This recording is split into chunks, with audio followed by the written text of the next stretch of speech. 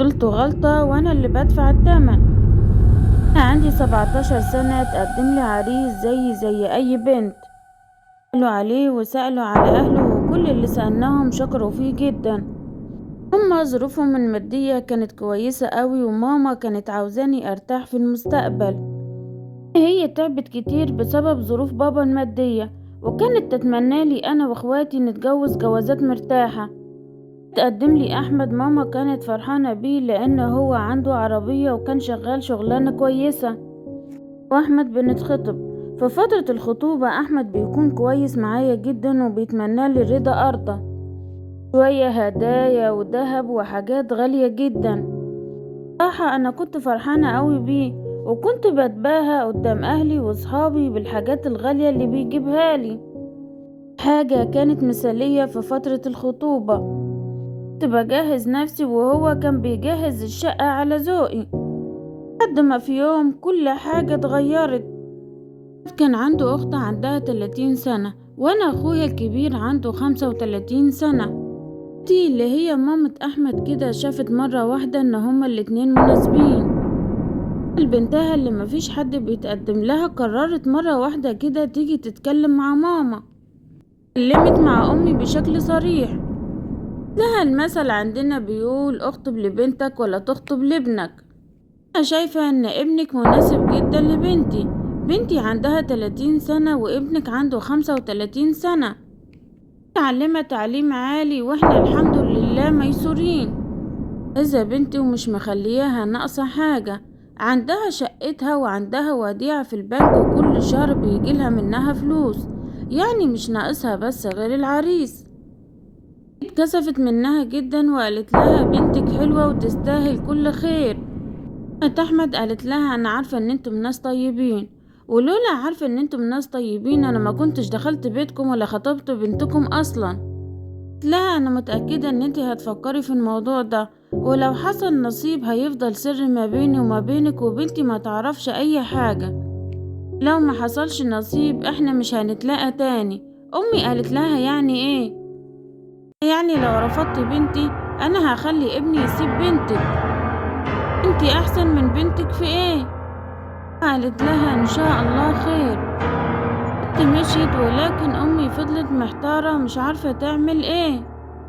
كنت سامعة الحوار كله وخرجت لأمي وقلت لها بلاش تفكري كتير، يجي ابنك كلميه في الموضوع، ولو هو موافق نروح نخطبها، لكن لو هو مش موافق ما تغصبهوش على حاجة. عن نفسي هسيبها على الله، ولو أحمد عاوزني هيتمسك بيا ومش هيسيبني.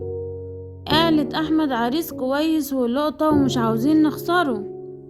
قالها وانا متضايقة يا ماما، مامة أحمد بتساومك بيا وانا ما بحبش الطريقة دي. قالت لي تحبيها ما تحبيهاش اسكتي، انتي مش عارفة حاجة. بنت جميلة ما شاء الله، مشكلتها ان هي اهتمت بدراستها ونسيت نفسها. خلاص يا ماما اعملي اللي انتي عاوزاه. اتكلمت مع اخويا في اليوم ده، بصراحة اخويا رفض وقال لها لا، هي مش حلوة يا ماما، من ان هي تكون ميسورة الحال، وان هي مش هتحتاج اي حاجة غير ان انا اكون سند وظهري ليها. الست تكون ست يا ماما، مش اسمها ست في البطاقة.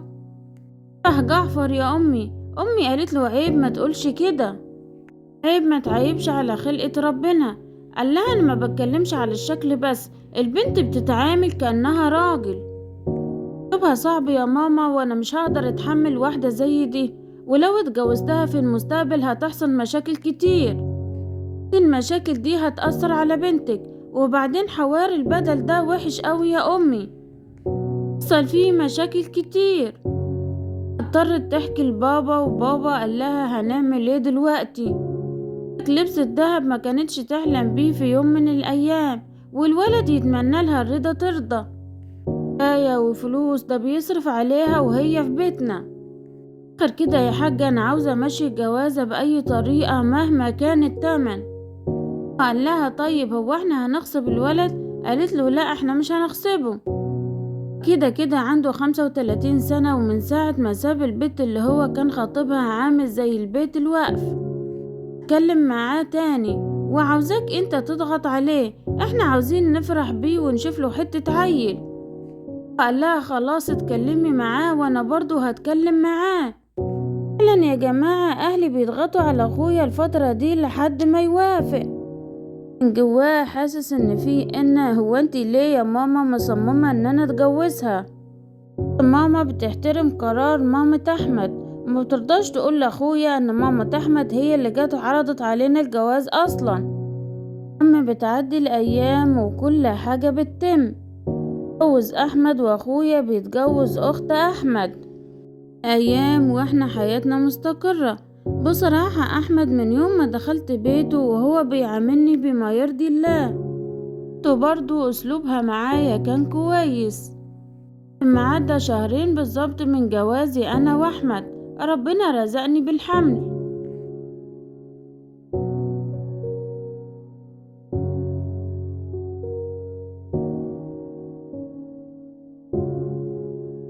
ده للأسف ابتديت أحس إن مامة أحمد متضايقة. كانت تتصل على بنتها كتير جدا وتقول لها ايه يا بنتي، مرات أخوكي حملت، مفيش أي حاجة، احنا لازم نروح نكشف. عندك 30 سنة وكل يوم بيعدي من عمرك مش هيرجع تاني. طبعا الموضوع ده بيعمل ضغوطات ومشاكل كتير جدا لأخويا ومراته. فاتي بتكون من الحموات المتسلطة بتتدخل في اللي ليها فيه وفي اللي ملهاش فيه. كان بتعمل مشاكل كتير جدا ما بين أخويا ومراته. إن أخويا يقول لأمي إن هو مش قادر يكمل، ماما بتفضل تتكلم معاه وتقوله يا حبيبي ما تخربش بيتك، أكيد لما ربنا يرزقكم بالذرية الصالحة حياتك هتستقر أكتر. هي بيسمع كلام ماما وأنا بيعدي عليا 9 شهور بولد وبجيب ولد حلو قوي. طبعا بعد الولادة مستقرة عند ماما علشان تراعيني وتخلي بالها مني. عند ماما 15 يوم بالظبط، وبعد كده أحمد بيجي ياخدني وبيقولي ما ينفعش تفضلي بعيدة كده عن شقتك، أنا مش عارف أقعد من غيرك. في البداية استغربت لأن أنا وهو كنا متفقين إن أنا أقعد عند ماما 40 يوم، لكن قلت يمكن هو اتعود على وجودي ومش عارف يقعد من غيري. للأسف لما روحت اكتشفت إن حماتي هي اللي قالت لأحمد يروحني البيت. ساعة ما رجعت البيت حماتي اتغيرت معايا 180 درجة وأنا معرفش ايه السبب. تتخانق معايا وتزعق وتقولي هو انتي بتنامي كتير ليه، تدخل عليا شقتي من غير استئذان، وعارفاني طول الليل سهرانة بالبيبي وسامعة صوت البيبي وهو بيعيط، وأول ما بروح في النوم أنا والبيبي ويطلع عليا النهار تيجي تفتح علينا الباب وتصحيني. طبعا كانت بتخضني والمواضيع دي اتكررت كتير جدا لحد ما جبت آخري. هو انتي بتعملي معايا كده ليه؟ هو أمي بتعمل كده مع بنتك؟ حرام عليكي اتقي الله فيا، أنا مش بعمل فيكي حاجة، انتي اللي عاوزة تعملي مشاكل وابتدت تتخانق فيا. طبعا أنا نفسيتي تعبت جدا لدرجة إن أنا خدت ابني ورحت عند ماما ومكنتش ناوية أرجع تاني خالص. احمد جه واعتذرلي وقالي هعملك اللي انتي عاوزاه وهخلي ماما ملهاش دعوة بيكي خالص. قرر ارجع لان محمد كويس معايا وما شفتش منه اي حاجة وحشة من يوم ما اتجوزنا. فعلا يا جماعة لما بروح البيت احمد بيحاول يريحني على قد ما يقدر، بعد مامته عني تماما. في يوم ابراهيم اخويا بيتصل عليا وبيقولي ان هو عاوز يتكلم معايا في موضوع ضروري. خلاص انا جايالك ان شاء الله خير، ورحت علشان اشوفه هو عاوز ايه. ويقولي في حاجة انا عرفتها ومش عارف اتصرف ازاي. قلتله احكيلي يمكن اقدر اساعدك. مراتي عندها مشكلة ان هي تمنحها من الخلفة، وطول الفترة اللي فاتت كانت مخبية عني هي ومامتها. انا عرفت بالصدفة لما شفت التحاليل. قلتله وبعدين ناوي تعمل ايه؟ مش ناوي اكمل معاها. قلتله حقك، انت مش صغير ومن حقك تتجوز وتخلف، بس انا خايف من قرار الانفصال اعملك مشاكل، تفضل عايش مع اخت جوزي علشاني. نفسيتك مش كويسة وانت في نفس الوقت مش قادر تتأقلم معاها. حقها صعب، اسلوبها صعب، طريقتها مش كويسة معاك. حبيبي اتحملتها كتير وكتر خيرك لحد كده. حاليا عندي طفل من احمد وهو مش صغير، مش هيسمع كلام مامته لما تقوله طلق مراتك علشان اخوها طلق اختك. خلاص انت كده ريحتيني جدا. قلتله اعمل اللي يريحك وما تجيش على نفسك علشان خاطر حد. ما قالت لك لا، ما تسمحش كلامها. انت من حقك تكون اب وتعيش مرتاح زي ما انت عاوز. خلاص انا هعمل اللي يريحني. يا جماعة بتعدي الايام واخويا يطلق اخت جوزي. طبعا بعد ما بيعملوا قعدة كبيرة وبيطلعوا التهاليل اللي تثبت ان هي مش بتخلف.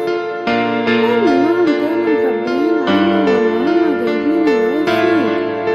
بعد كلام كتير الكل بيقول لاخويا من حقه ان هو يكمل مع الانسانة اللي هو شايف ان هي مناسبة ليه، مع انه مش مرتاح مع مراته ويكون من حقه ان هو يطلقها. او في اطفال هو نفسيا ما كانش متقبلها. طبعا بعد الانفصال كل واحد فيهم بياخد حقه. جوزي بترجع تقعد في البيت معانا. للأسف بيبتدوا معايا شغل التطفيش. طهقوني في عيشتي حرفيا من كل الطرق اللي تتخيلوها واللي ما تتخيلوهاش. انه فيا حاجات لساني يعجز ان هو يحكيها. انا فضلت متحملة وجيت على نفسي كتير. هي قالت لأحمد طلقها، لكن أحمد فضل متمسك بيا وقال لها أنا مش هطلقها. لكن قال لها أنا مش هطلقها، دي هي أم ابني. المشاكل والصراعات ابتدت تزيد كل يوم أكتر من اليوم اللي قبله. إن حماتي كانت عاوزة تتعدى عليا بالضرب.